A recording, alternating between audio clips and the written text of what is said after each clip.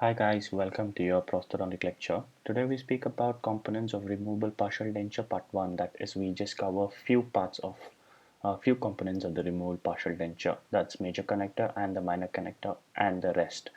There are few more parts which would be covered in the next lecture, that is your part 2 lecture. So let's concentrate on major connector, minor connector and rest. So coming to your learning outcomes, at the end of this lecture, the student should be able to you should be able to identify the components of removable partial denture, define major connector, minor connector, and rest, list the 6 desirable characteristics of major connectors, categorize and describe the types of maxillary and mandibular major connector, explain the types of minor connector and various forms of rest, summarize the guidelines of rest seat preparation. So what is a major connector? So if you look at the image below, you have teeth, artificial teeth, which are placed on one side and the other side. And then you have the framework which runs from one side to the other side. So this part, it's the part of the removed partial denture where it connects the teeth from one side of the arch to the other side of the arch. So it is defined as a part of a removable partial denture which connects the components of on one side of the arch to the components of the opposite side of the arch. So we know what a major connector is. So there are certain requirements for a major connector for it to function and work or last for a longer time. So first thing is rigidity. It should be rigid. Then it should provide a vertical support and protect the soft tissue. Whenever an indirect retention is indicated, it should provide a means of obtaining it. Then provide an opportunity of positioning denture base where indicated.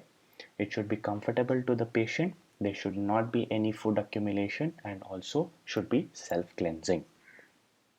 Now looking at the design consideration, so basically when you are designing a major connector or when you are asking the lab technician to do the framework, you have to take certain considerations into mind.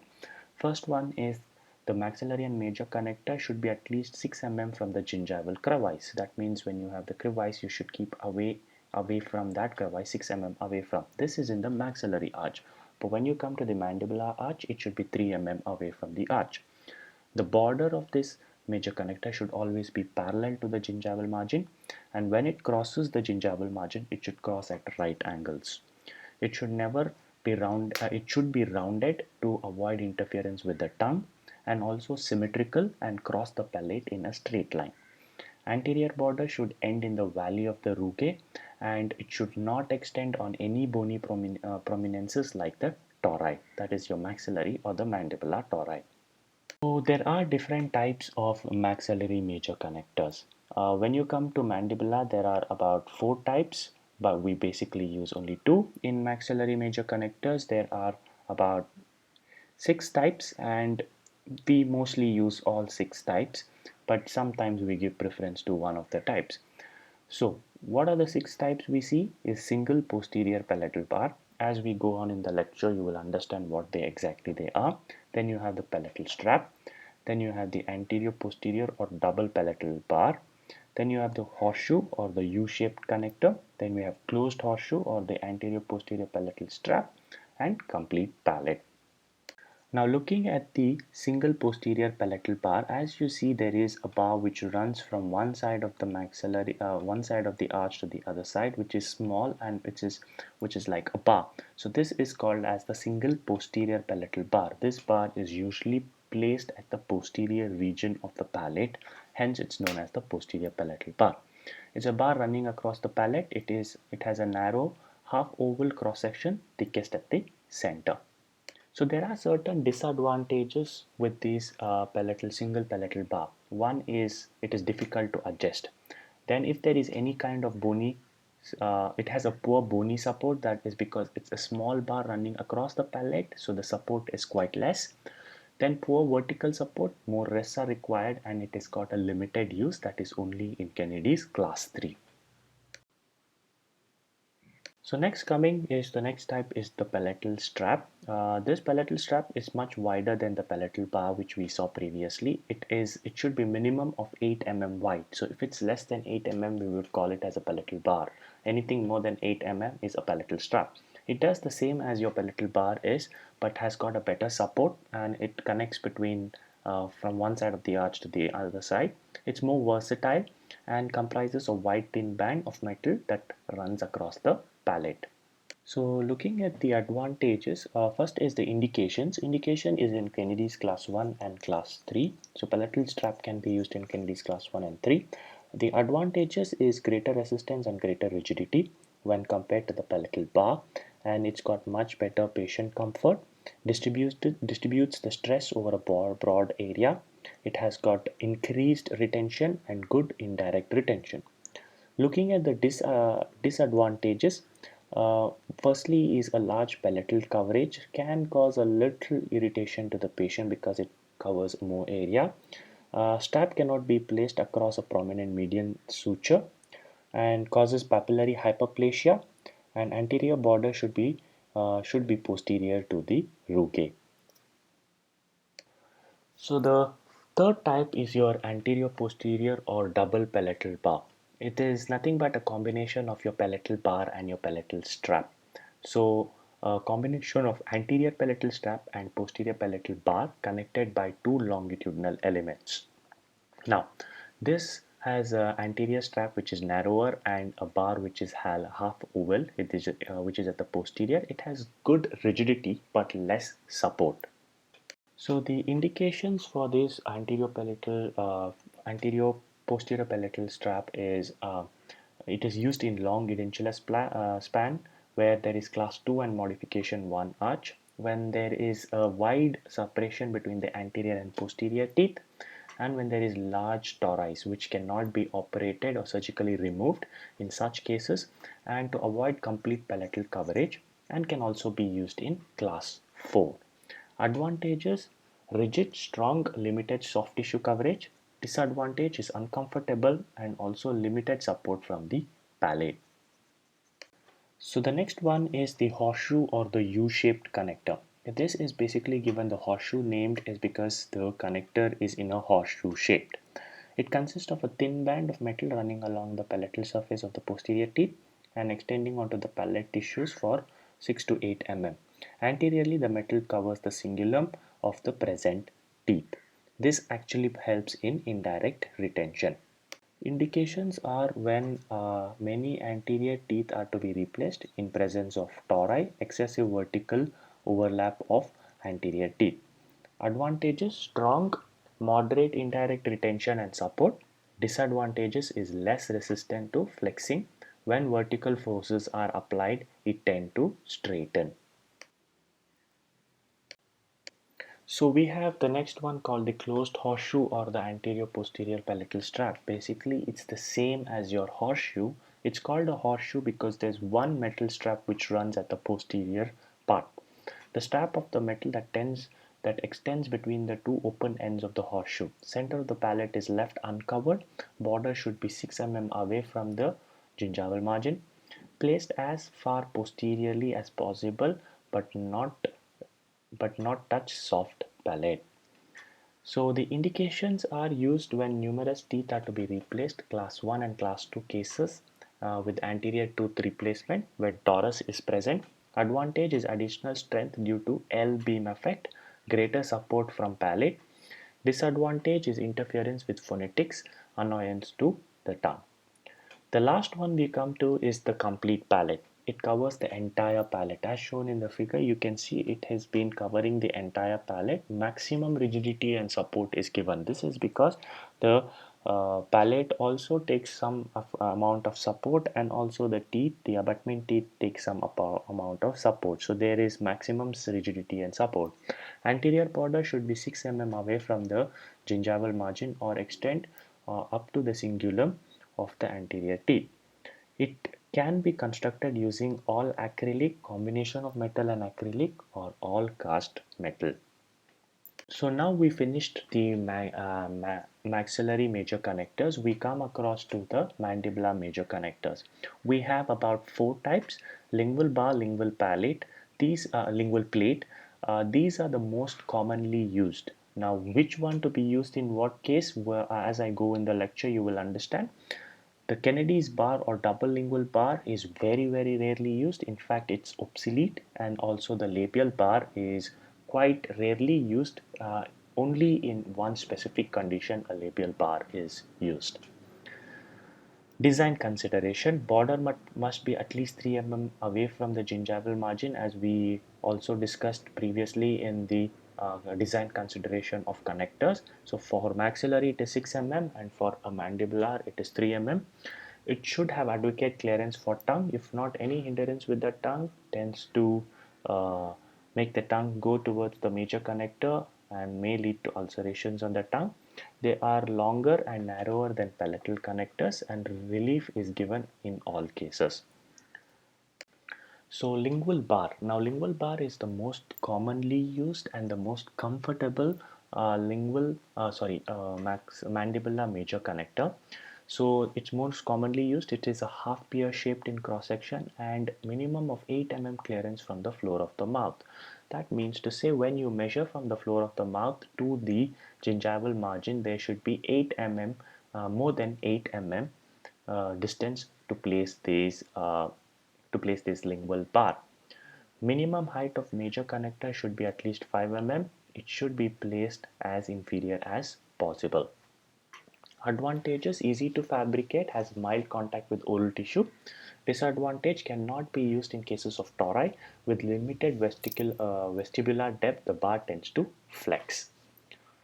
Lingual plate. Now lingual plate is basically, it's instead of a bar, it's a plate where it extends onto the cingulum surface of the anterior teeth.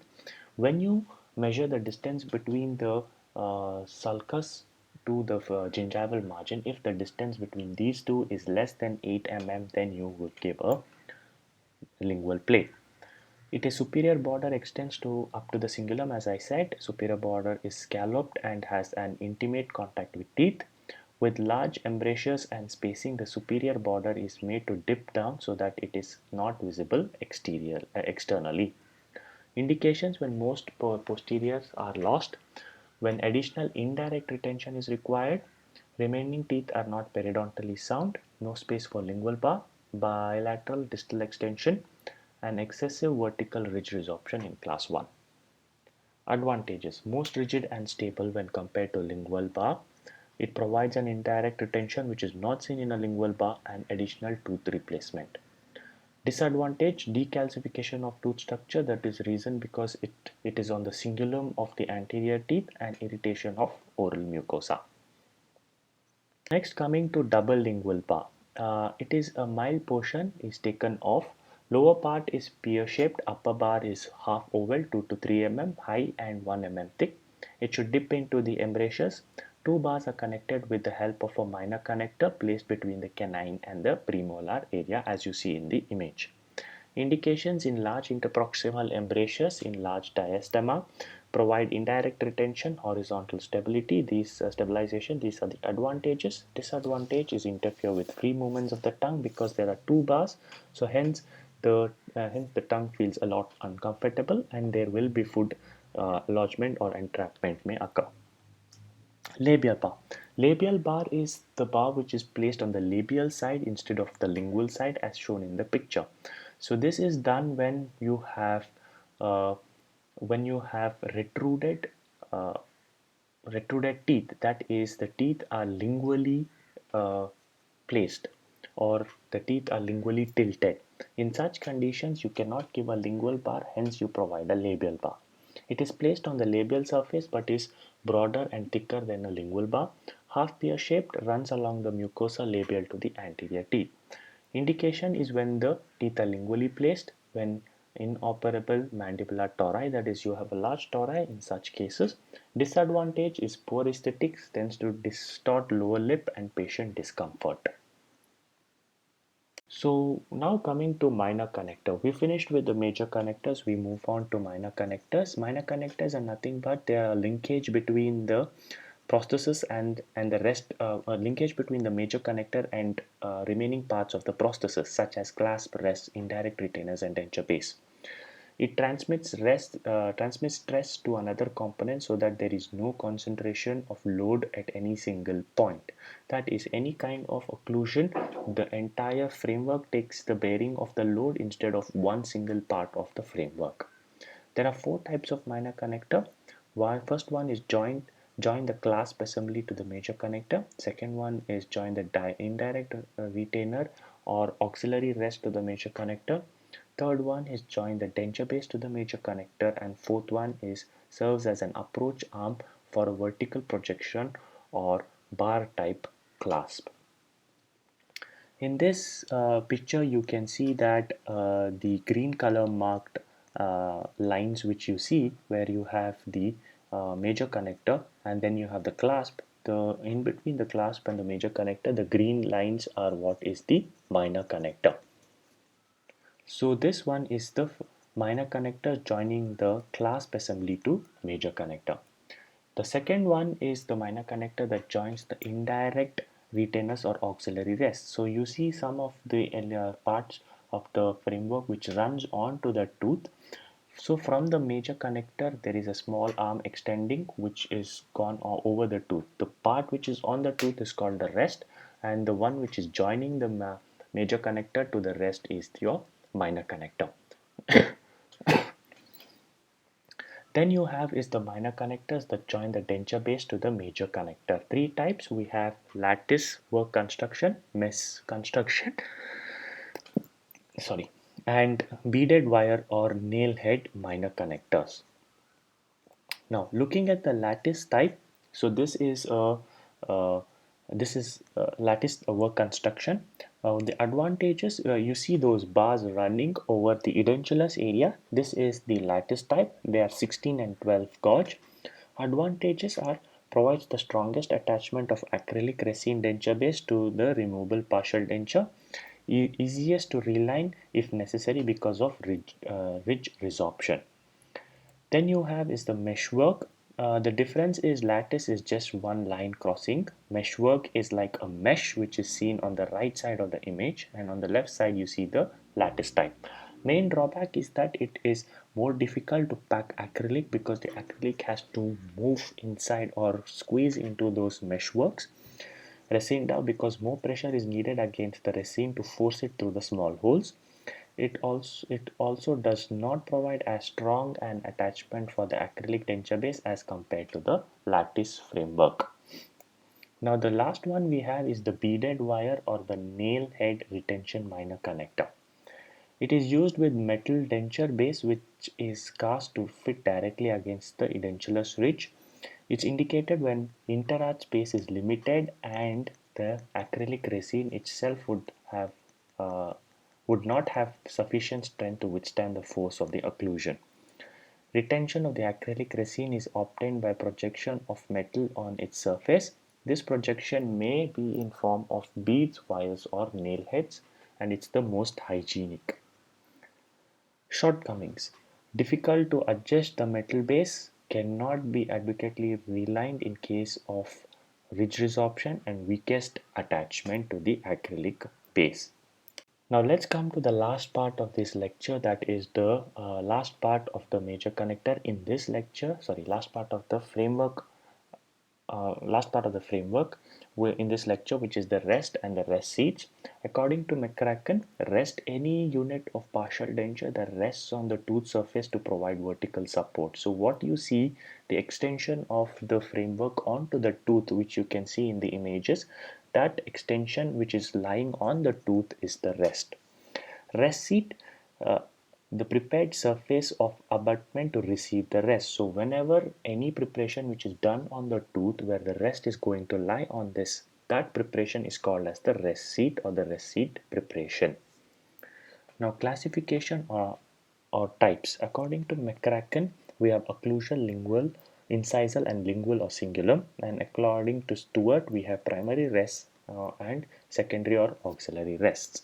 So functions of a rest. So basically how does a rest help in the removable prosthesis? So any load which is applied onto the denture in a removable prosthesis, that is usually which is onto the artificial teeth. So any occlusion onto the artificial tooth, the force is distributed onto the rests, and these rests will distribute the load uh, parallel to the long axis of the abutment tooth. So hence any load on the denture is distributed onto the tooth with the help of a rest. So the primary purpose of the rest is to provide vertical support for the partial denture and thus resist the movement in a cervical direction. Directs and distributes occlusal loads to the abutment teeth and directs forces in the long axis of the teeth, provide rich prosthetic support, maintains established occlusal relationship by preventing settling of the denture, prevents supraeruption, restores occlusion, and prevents impingement of soft tissue. So now, continuing with the rest, the transmission of lateral forces can be increased by deepening of the rest seat. The rest seat should be shallow and saucer shaped for distal extension partial denture. Philosophy of RPD design is the rest should always be placed adjacent to the edentulous area. So there are three forms of rest. We have occlusal rest, lingual or cingulum rest, and then you have the incisal rest. Now the occlusal rest or the rest seat form. So the occlusal rest is usually rounded and triangular in shape where the apex is towards the tooth. The base of the triangle should be 1/3 of the buccolingual or it should be 2.5 mm for molar and premolar, and the marginal ridge, that is the arrow which is pointed, you can see in the image, the lowest image, that should be 1 to 1.5 mm to provide bulk to the metal to prevent any fractures.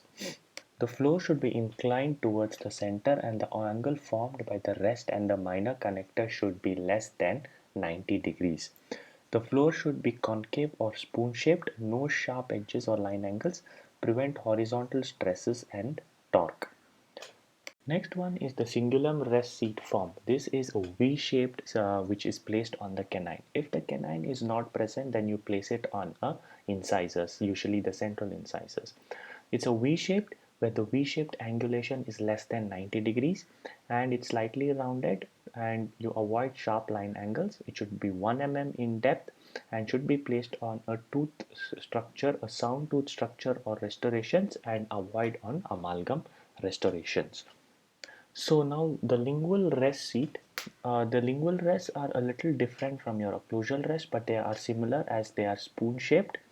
They are placed on, they are more difficult due to incline of the lingual surface and are easily incorporated in crowns. They are usually given when there is when a cingulum rest is not given or it is contraindicated. In certain cases like large restorations, lack of clearance with opposing teeth and poor cingulum. The next one is the incisal rest, inferior mechanical and aesthetical, placed mesio-incisal or disto-incisal angle. As you see, the width is 2.5 mm and the depth is about 1.5 mm. These rests are usually not placed when a cingulum rest is not able to be provided, then or a canine is absent or the cingulum is quite slopy, and then you think about incisal rest. If not, these rests should be completely avoided. So that's everything for your lecture, and if you have any questions, please approach me and ask me about these, as this is a new topic and it's difficult to understand. As you move on and come on to your final year or your fourth year, then when you look at these major connectors and minor connectors, then you would understand this lecture more better.